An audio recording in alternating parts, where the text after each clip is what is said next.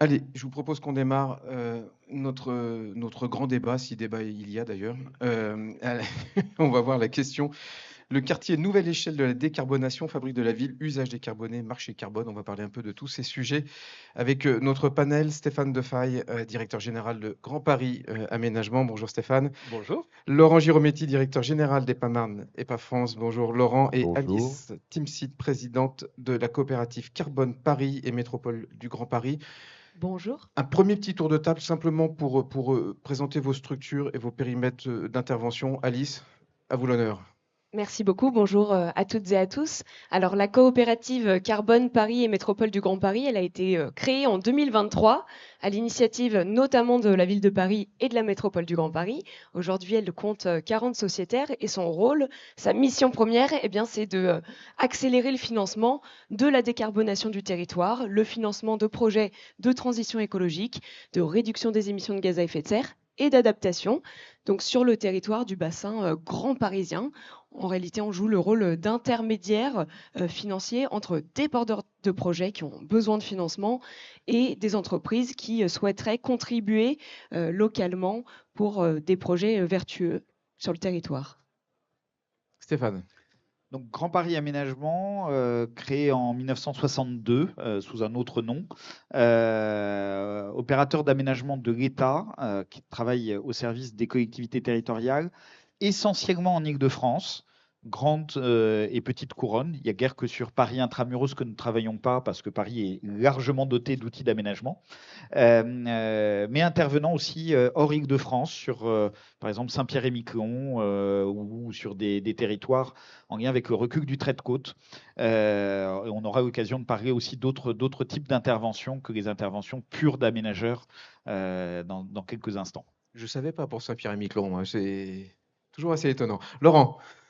Alors EPA-Marne, EPA-France, alors aménageur d'État aussi à la base, créé en 72 pour EPA-Marne et en 87 pour EPA-France. Au départ, établissement public de Ville Nouvelle, c'est-à-dire dédié à l'aménagement de la ville nouvelle de Marne-la-Vallée. Ça, c'était l'histoire d'origine. Depuis, à la fois la nature des interventions et le périmètre se sont élargis. On reste un aménageur néanmoins localisé sur l'est de l'Île-de-France, donc un périmètre d'intervention qui est sur 44 communes sur l'est francilien, à cheval entre le Val-de-Marne, une commune en Seine-Saint-Denis, Noisy-le-Grand, et puis 3 intercos de Seine-et-Marne, du 77. Et puis avec du coup un panel d'intervention très, très large entre de la ville nouvelle encore en cours d'achèvement, et puis de la ville nouvelle achevée et à refaire pour partie, et puis des secteurs qui, eux, n'étaient pas spécialement en ville nouvelle et où les enjeux, c'est la mutation du tissu urbain et leur régénération. Voici un petit peu en guise d'introduction le périmètre d'intervention, le terrain de jeu. On va commencer sur la question de la décarbonation à l'échelle du territoire. Ma première question, elle est simple, c'est quelle est votre échelle du territoire? Est-ce qu'on parle, je ne sais pas si elle est simple, en tout cas elle est peut-être large.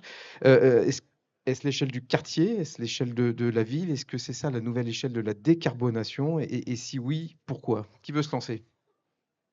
Ah, allez, Alice, c'est toujours. Alors, avec la coopérative Carbone Paris et Métropole du Grand Paris, on a fait le choix d'agir strictement localement, puisqu'on agit sur le marché aussi de la contribution carbone. On a fait ce choix-là d'agir à l'échelle locale pour relocaliser les financements et relocaliser les investissements. Néanmoins, quand je dis ça, je ne dis pas grand-chose en réalité, parce qu'il y a une variété de périmètres d'intervention, c'est-à-dire que sur les projets d'adaptation stricto sensu, notre terrain de jeu sera bien plus localisé et on agit en terrain urbain très dense, puisque là, en réalité, il ne s'agit pas tellement d'agir sur la métrique carbone et de décarboner à grande échelle, mais plutôt d'agir sur d'autres co-bénéfices, donc la réduction de la pollution de l'air, de la pollution de l'eau, éventuellement de la biodiversité, l'insertion sociale également. Mais l'adaptation ne permet pas, en tout cas, les projets d'adaptation.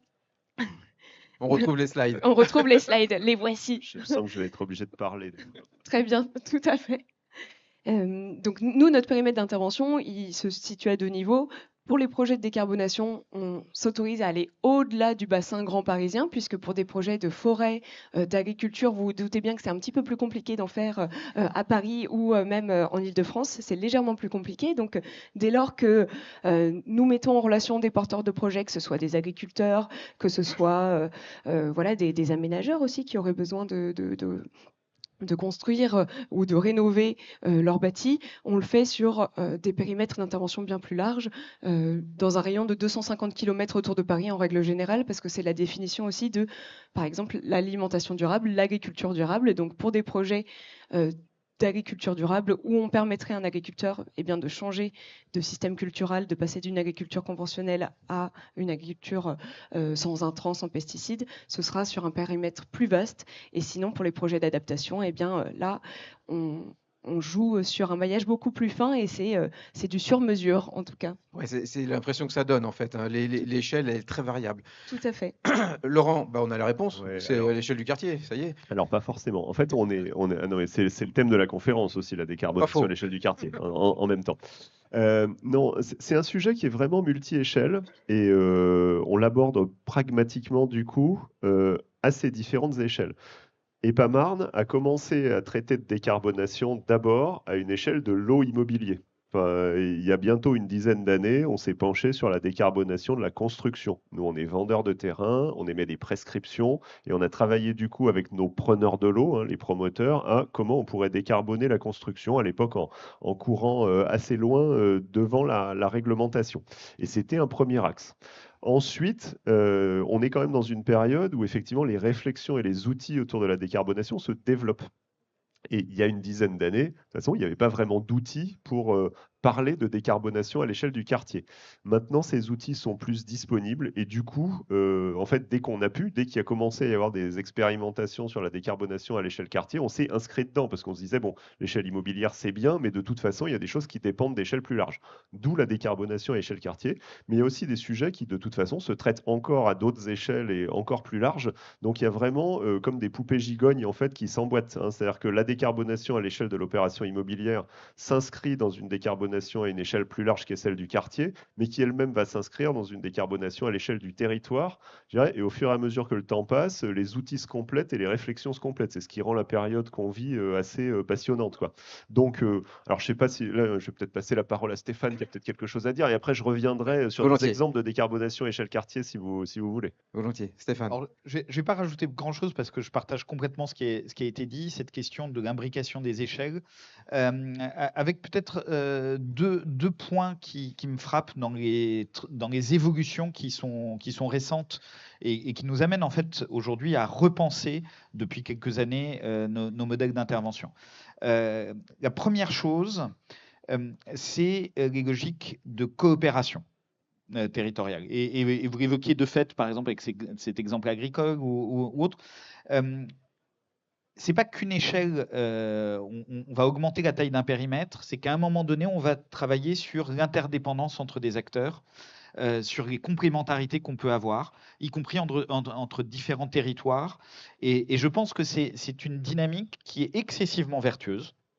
Elle permet aussi d'aborder la question de l'aménagement, de l'intervention sur la fabrique de la ville, de façon très dézoomée, et plutôt sur les co-bénéfices qui sont tirés d'interventions multiples en réalité. Et ça, c'est quelque chose de nouveau, cette solidarité entre différents territoires qui peut se développer. La deuxième chose, et c'est important, c'est qu'il n'y a pas si longtemps que ça, quand on utilisait le mot aménagement, quand on utilisait le mot, surtout le mot aménagement, on imaginait tout de suite, on va artificialiser des sols, on va construire, etc. Aujourd'hui, ce que je constate dans l'évolution de C'est le modèle qu'on a depuis un demi-siècle, quand même. Complètement. Oui. Et accessoirement, c'est celui qui est financé. D'accord. Aujourd'hui, par exemple, Grand Paris Aménagement conduit des opérations de pure renaturation. C'est-à-dire, on prend un quartier existant, on le démolit, et on en fait un espace naturel sensible. Alors on le démolit pas simplement parce que on trouve qu'il n'est pas beau ou autre, c'est parce qu'en l'occurrence on a une question d'adaptation. On est en l'occurrence par exemple à Villeneuve-Saint-Georges, quartier qui est les pieds dans l'eau une fois tous les 3 ans. Donc c'est rationnel de faire ça. Ça s'appelle de la destruction de valeur ou c'est un processus Alors, schumpeterien? non, il n'est pas très schumpeterien celui-là. On est vraiment de la destruction. D'accord. Mais ce qui est intéressant précisément, c'est de repenser la complémentarité que ces projets ont entre eux pour permettre une intervention plus fine à chaque échelle de projet. Oui, Alice. Si je peux me permettre Oui. d'ajouter quelque chose, je suis extrêmement sensible à ce que vous venez de dire, puisque la coopération, il me semble, est la clé aujourd'hui pour permettre eh bien, de décarboner nos territoires et de les adapter. Et c'est pour ça qu'on a fait le choix à la ville de Paris, à la métropole du Grand Paris, d'adopter cette structure coopérative avec les 40 sociétaires. C'était pas un choix évident, parce que quand vous allez dire à la ville de Paris, la métropole du Grand Paris, on va créer une coopérative, il y a un petit mouvement de recul, et pourtant ce choix-là. Ils jouent le jeu, les politiques? Ah, tout à fait. On en est la preuve, en tout cas par l'exemple, puisqu'on a fait ce choix du modèle coopératif avec 40 sociétaires qui représentent des filières extrêmement différentes, la filière du bois, la filière du réemploi, la filière de l'agriculture, du bâtiment. Et aujourd'hui, on a autant des grands groupes comme la Banque des Territoires, EDF, que des plus petites structures qui représentent une variété de filières. Et en fait, c'est fort de ces expertises-là, de cette connaissance fine du territoire, de cette connaissance fine de chacune des filières, qu'on est en capacité de trouver des solutions innovantes et qui puissent aussi être intégrées dans les propres chaînes de valeur des entreprises. Mais vous êtes en train de mettre au chômage toutes les agences de développement économique et d'attractivité des territoires là, qui Ou font... non, ça, elles ont encore beaucoup de travail devant elles, au contraire, parce que tout ça sont aussi des nouveaux métiers, sont aussi des nouvelles dynamiques économiques. Et toute la question, par contre, est que nous sommes sur des sujets qui sont plus complexes. La complexité a augmenté dans le domaine immobilier, dans le domaine de l'aménagement, dans le domaine du développement économique. Et on a beaucoup plus besoin de partager les réussites, les échecs. Les échecs sont souvent beaucoup plus instructifs que les réussites. À la rigueur, on peut réussir en sachant pas très bien pourquoi. Souvent, on apprend toujours d'un échec, en tout cas si on regarde avec lucidité. Et de ce point de vue-là, les dynamiques coopératives, quels que soient les vecteurs qui sont utilisés pour le faire, elles sont très intéressantes parce qu'en fait, c'est elles qui créent de la valeur. Elles créent de la valeur par la mise en relation, par la connaissance mutuelle et par l'inspiration réciproque. Tout le monde ne doit pas faire la même chose. Enfin, je suis tout à fait convaincu d'un besoin d'incarnation, que ce soit à l'échelle d'une entreprise ou d'un territoire. Il y a une histoire, il y a des savoir-faire, il y a une vision, et il faut être très incarné. Il ne faut surtout pas tomber dans le modèle uniformisé de la recette qu'on va appliquer partout de la même manière. Alors, Et il y a surtout besoin que chacun joue sa partition. Alors là, pour le coup, maintenant, je veux bien récupérer mes slides, si c'est possible. Non, ça peut permettre de l'illustrer, je dirais, sur des cas concrets. On ne sait jamais, je tente. Ah, incroyable, ça marche. Enfin, jusque-là, du moins. Oui, alors voilà. Bon, je voulais juste montrer des exemples. Enfin, pareil, hein, je parlais d'outillage tout à l'heure. Alors, revenons à l'échelle quartier. Hein. On bénéficie maintenant, alors grâce à UrbanPrint, enfin, le partenariat avec Efficacity, de moyens de systématiser les évaluations carbone à des échelles quartier et du coup de regarder ce qui peut être fait. Et ce qui est frappant là-dedans, alors je ne vais pas commenter ce graphique qui est illisible vu de loin, mais c'est de se dire par rapport à un scénario de référence, qu'est-ce qu'on peut faire? Alors on peut agir sur la construction. Là-dessus, ça va se jouer entre l'aménageur qui prescrit, les promoteurs qui réalisent et qui vont pouvoir le faire. Mais on a tout un tas d'autres leviers, évidemment. Quand vous pensez décarbonation à l'échelle du quartier, vous allez vous intéresser au système énergétique. Système énergétique, le réseau de chaleur avec géothermie qui va permettre sur ce quartier-là de gagner pas mal, il dépend de l'agglo. Donc, c'est un point de base, hein, on est habitué à travailler avec ça. Mais, vous voyez, on ne maîtrise pas tout seul les choses. Ensuite, quand on veut aller plus loin, il y a des questions de gestion de terre et de terrassement. J'y viendrai après par une illustration. Là-dessus, on peut faire des choses, mais on n'est pas seul parce qu'il y a plusieurs maîtres d'ouvrage qui interviennent. Vous allez avoir, quand vous creusez la question, des sujets de déplacement et de transport qui vont peser lourd dans le poids carbone du quartier, bien évidemment. Donc, vous allez évidemment vous poser la question de ce que vous pouvez faire en tant qu'aménageur pour décarboner les déplacements, pour proposer du circuit court. Mais pareil, vous ne pourrez pas agir seul. Il y a des autorités organisatrices qui interviennent là-dessus. Il faut pouvoir organiser les choses. Moi, sur le quartier chantiers en question, on a, faudrait que je recompte les maîtres d'ouvrage, mais on en a pas mal. On intervient pour le compte de certains d'entre eux, d'autres ils font leurs interventions eux-mêmes, il faut les coordonner. Donc il y a un rôle de... Votre rôle, là, précisément, Eh ben, là-dessus, c'est précisément, le coordinateur? rôle, il est multiple. Alors, vous avez maître d'ouvrage direct de certains points, comment décarboner nos travaux. Je vous montrerai une diapo. Vous avez prescripteur, quand évidemment on va dire au promoteur à qui on vend un foncier, oui, mais c'est sous telle condition et puis on va demander telle performance. Ou coordinateur ensemblier, quand il faut agir avec des autorités organisatrices de transport ou une autorité qui s'occupe du chauffage urbain. C'est pas nous qui le faisons. Voilà, donc vous avez cette multitude de rôles et ça rebondit sur ce que disaient tant Stéphane que Calice, hein, c'est-à-dire que c'est des sujets très complexes sur lesquels on n'agit pas seul, en fait, et sur lesquels il faut emboîter des interventions. Tenez, j'en ai un autre, mais l'autre, je vous le montrerai après, il peut être assez sympa, mais il faut en garder pour un peu plus tard et passer la parole. Oui. Donc je reviens en arrière, je vous le garde pour tout à l'heure. C'est le même périmètre d'intervention, Alice, Stéphane, vous faites tout à la fois. On a l'impression qu'il y a une forme de guichet unique et que là-dedans, il n'y a pas deux opérations qui se ressemblent. On est à la fois prescripteur, facilitateur, porteur de projet, parfois? Alors, très clairement, en tant qu'aménageur, d'ailleurs, on exerce le même métier que Laurent, et d'ailleurs, on s'inspire mutuellement assez souvent. Il y a beaucoup d'innovation et de créativité dans nos sujets, et c'est clair qu'on a exactement ces mêmes rôles. Un des sujets qui est important, c'est que on a ces rôles et on en a des nouveaux qui sont en train d'émerger. Parce que tout simplement, le métier même d'aménageur, il est en train de changer radicalement. Auparavant, un aménageur, c'était un acteur qui achetait un champ de patates pas très cher, qui créait des aménités, des services et vendait du foncier avec des prescriptions à des acteurs immobiliers. Mais ça, le ZAN a sifflé la fin de la partie, là.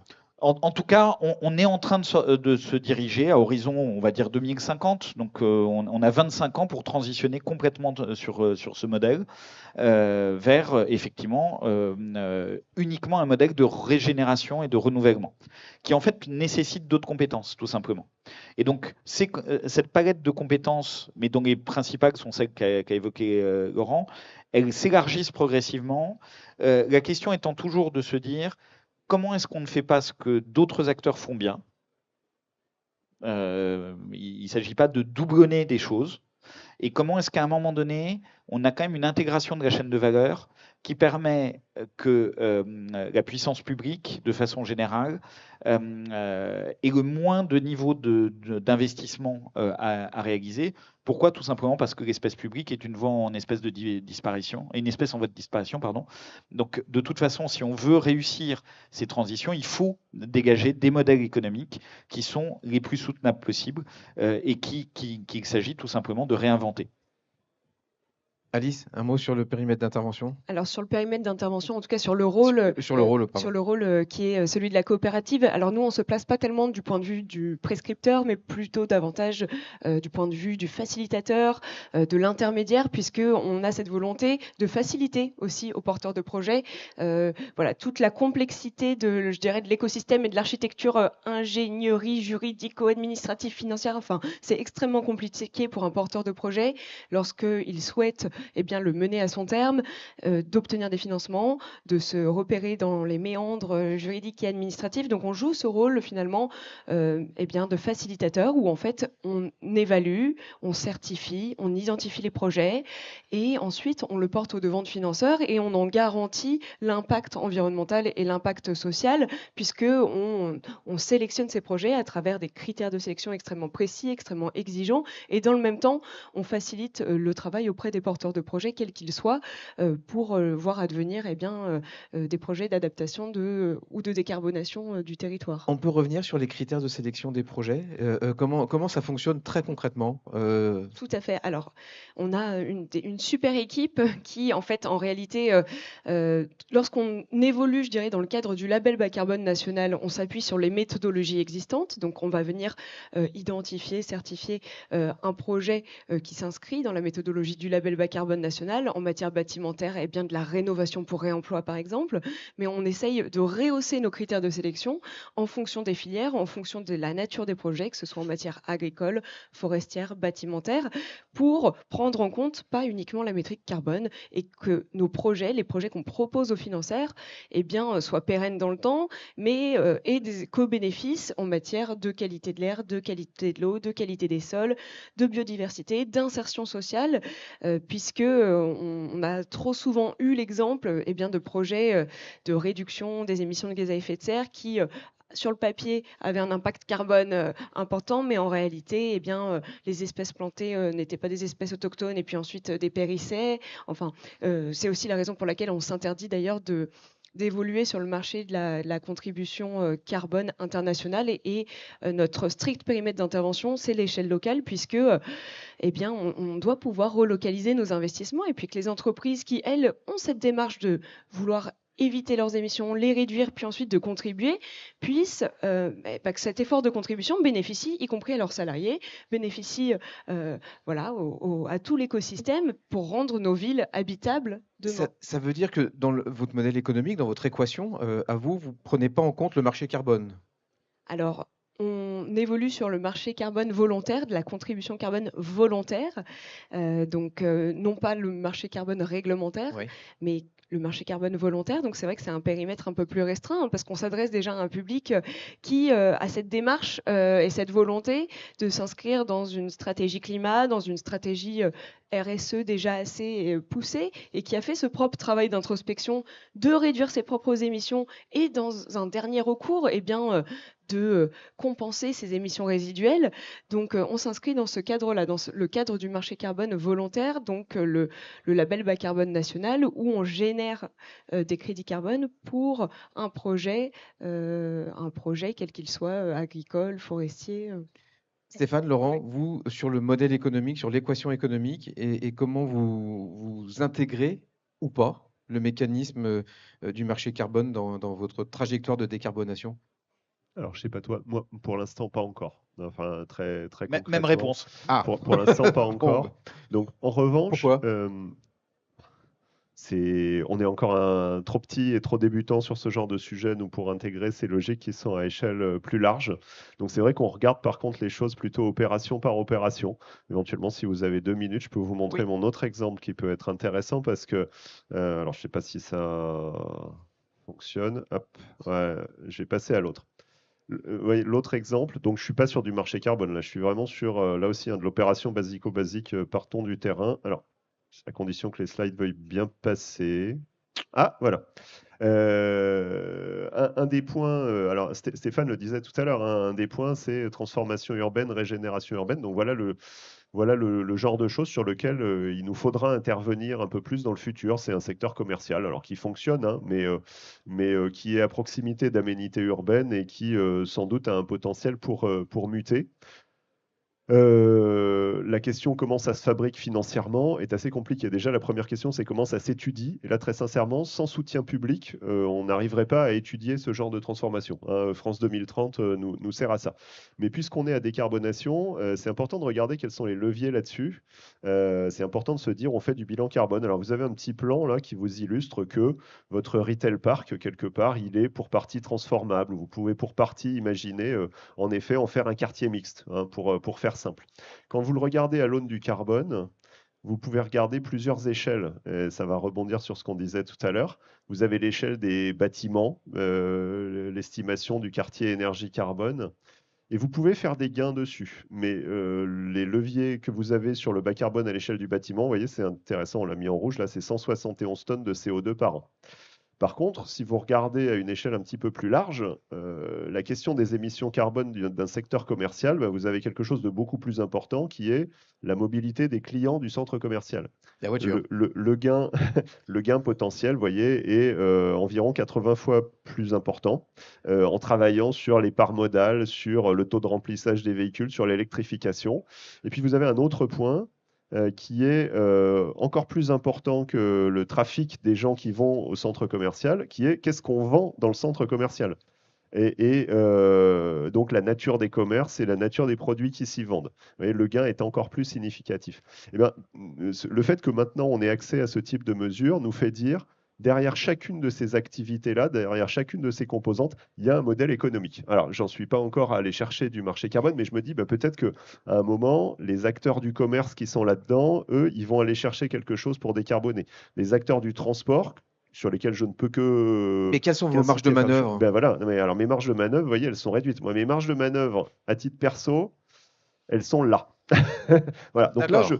Donc, si on veut accélérer la décarbonation à normalement à l'échelle faire des du choses. Mais quartier, elles il faut sont embarquer du monde. Voilà, elles sont aussi là, en partie. C'est-à-dire voilà, donc l'axe échelle des bâtiments et tout, je peux arriver à faire des choses. Et puis sur mes propres travaux, bon, j'arrive à faire des choses, il faut les faire, hein, mais voilà. Ensuite, il y a le sujet mobilité. Là, j'arrive en deuxième rang à faire quelque chose, à peu près.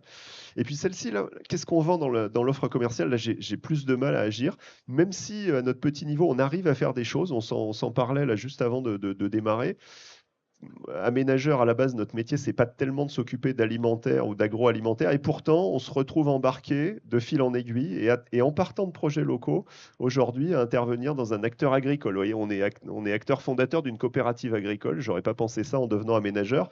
Mais voilà, on aide des projets de maraîchage à s'installer à proximité. Alors, ça fera 0,02% sans doute de ce qui se fait dans le commerce alimentaire à cet endroit-là, mais c'est une manière d'agir sur les leviers de carbone. On se retrouve à favoriser quelque chose qui d'ailleurs je crois se passe dans une ZAC de GPA, une plateforme du département 77 et de la région qui va alimenter les cantines qu'on se retrouve à cofinancer pour là aussi instituer du circuit court. Et en fait, la décarbonation, elle nous sort de nos métiers habituels. Alors, c'est pas que la décarbonation, mais elle nous amène à intervenir sur des champs qu'on n'aurait pas regardés forcément avant. Je pensais. Alors, pour rebondir sur la question tout à l'heure, non, alors le sujet marché carbone, pour l'instant, on n'est pas dedans. Mais si on est amené à y venir, en fait, on y viendra de fil en aiguille et en partant de projets concrets. Voilà, Même chose pour GPA. Alors, oui, et je voudrais juste rebondir sur deux éléments qui me semblent importants. D'abord, ce qui est quand même nouveau, mais qui est extrêmement important, c'est tous ces graphes, ces chiffres et autres. C'est-à-dire, aujourd'hui, on a des thermomètres. Et c'est important parce que sur les questions de décarbonation et de façon plus générale de respect des limites planétaires, parce que je pense qu'il ne faut pas les dissocier, ces sujets.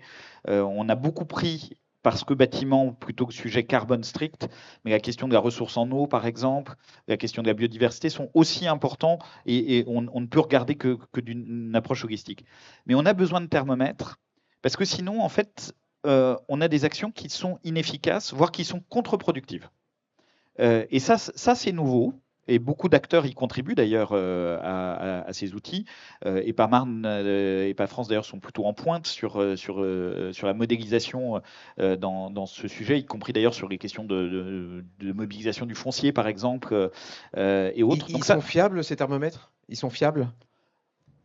Oui, enfin oui. Est-ce que c'est au gramme de carbone près? Non, mais les ordres de grandeur sont tous fiables. Et aujourd'hui, on a quand même une fiabilité qui est là.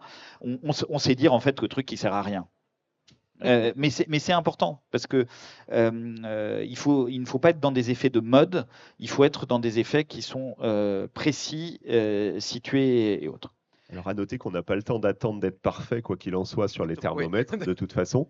Et donc, mais ça peut nous amener avec une certaine humilité à dire, mais à un moment, on agit en fonction de ce qu'on sait, et puis peut-être que la complétude des outils nous fera dire, ah, on aurait pu faire mieux, on aurait pu nuancer. Il faut admettre cet aspect-là, sinon Ça veut dire qu'on peut faire évoluer les projets dans le temps? Mais de toute façon, un projet d'aménagement, heureusement, ça fait longtemps qu'il n'est pas figé 20 ans avant sa livraison.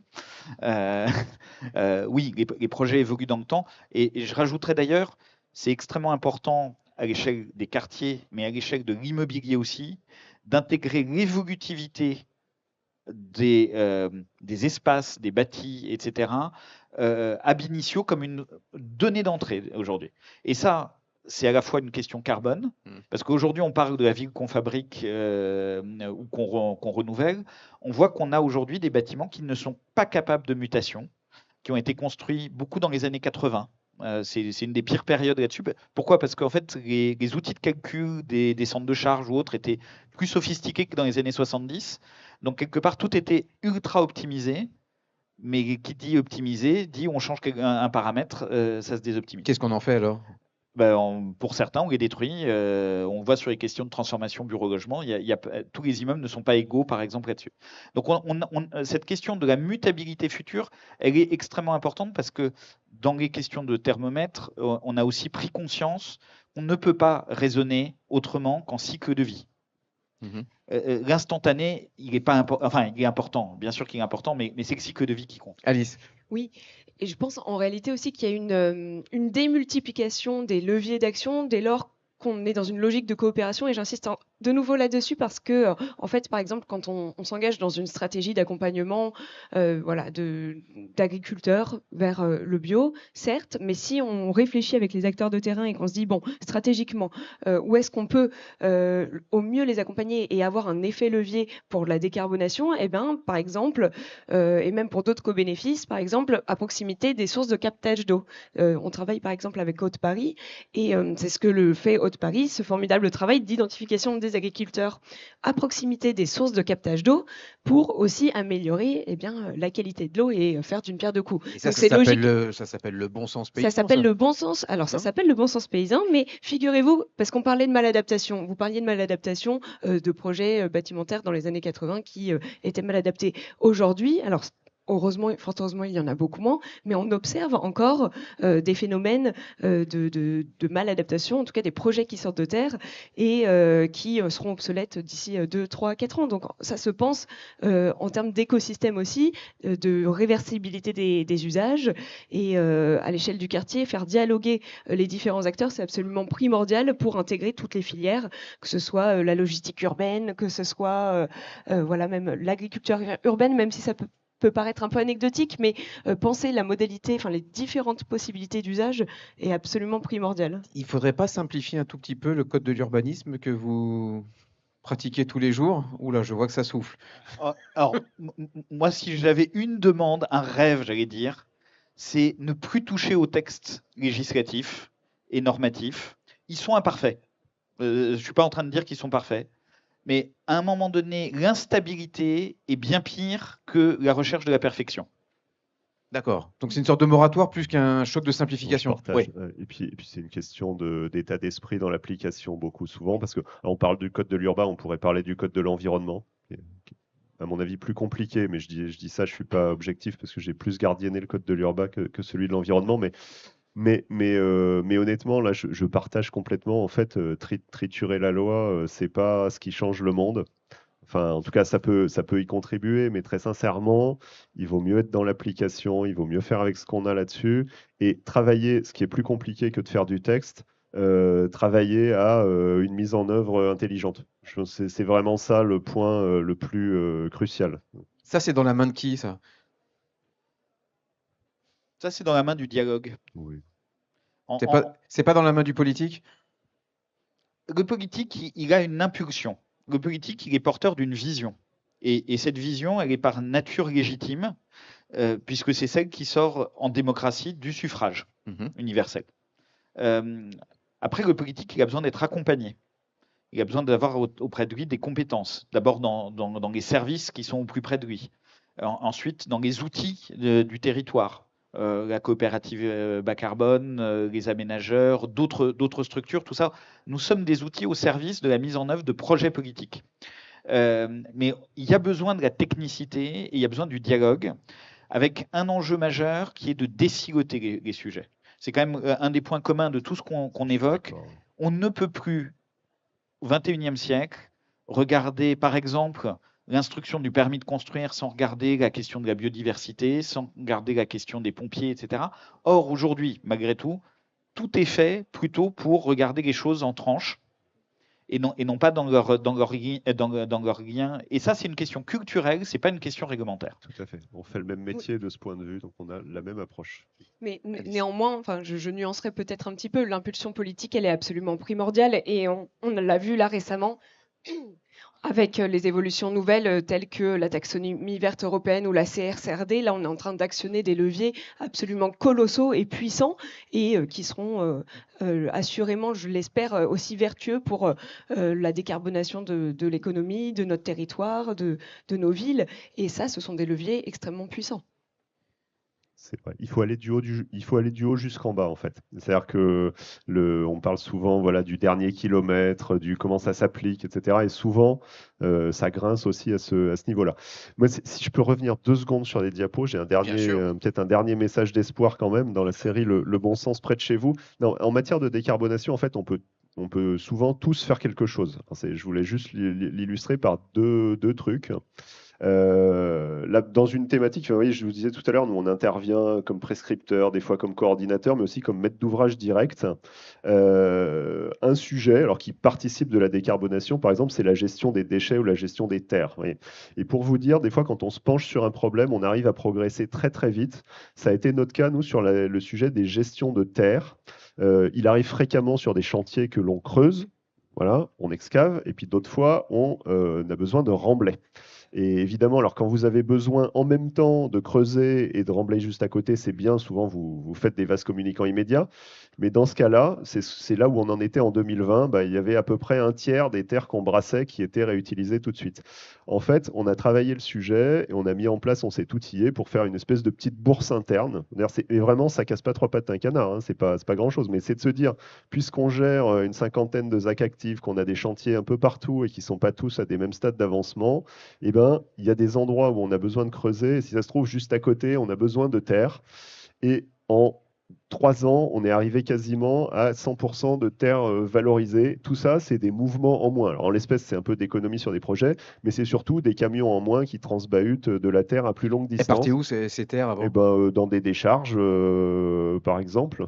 Voilà, donc, et puis d'autres fois, par contre, il fallait payer pour amener de la terre dans un certain nombre de cas. Puis dans d'autres cas, il fallait payer pour en évacuer. Ouais. Je sais pas où. Bon. Et vous avez un autre sujet. Alors ça, voilà, ces 2 photos, je les aime beaucoup, je les sors assez souvent. Et exemple d'adaptation ou d'illustration, dans une zone d'activité en cours de travaux, il se trouve que le sous-sol était bourré de pierres meulières. Et quand on les a trouvées dans le sol, elles nous embêtaient plus qu'autre chose. Ça a de On la a eu valeur, ça. Pardon? Ça a de la valeur, ça. Exactement, c'est ce que je voulais vous dire. Circuit court, matériaux. On a eu l'opportunité finalement d'amener un concasseur plutôt que de les évacuer. Une fois concassé, on a changé nos prescriptions urbanistiques, ce qui fait que je peux vous montrer maintenant une zone d'activité où tous les murets séparatifs sont en pierre meulière. Et puis, dans un chantier pas très loin, on les a utilisés aussi comme dispositif anti-stationnement illégal plutôt que d'acheter des potelets métalliques. Et ben, Ouais. tout ça, en fait, c'est décarboné. Non, mais j'allais dire, c'est être malin finalement et faire avec ce qu'on a sous la main et saisir les opportunités. C'est une question d'état d'esprit et pas de réglementation. Et Alice, dans un la dernier même, dans la même veine, je ne serai pas longue du tout, ce qui aide beaucoup aussi, c'est l'aide à la structuration de filières. Quand on aide à structurer des filières, ça permet aussi voilà, une décarbonation plus facile à l'échelle du territoire parce qu'à proximité immédiate, on a des états d'avancement selon les filières qui commencent à s'harmoniser légèrement. Et donc, jouer ce rôle-là aussi d'aide à la structuration de filières d'une façon ou d'une autre, c'est un levier d'action supplémentaire. Bon, en tout cas, on avance. Nous, on va être obligés de conclure parce qu'on est très en retard. Je voudrais vous remercier. On peut les applaudir. Et puis, bon salon à tous. Merci.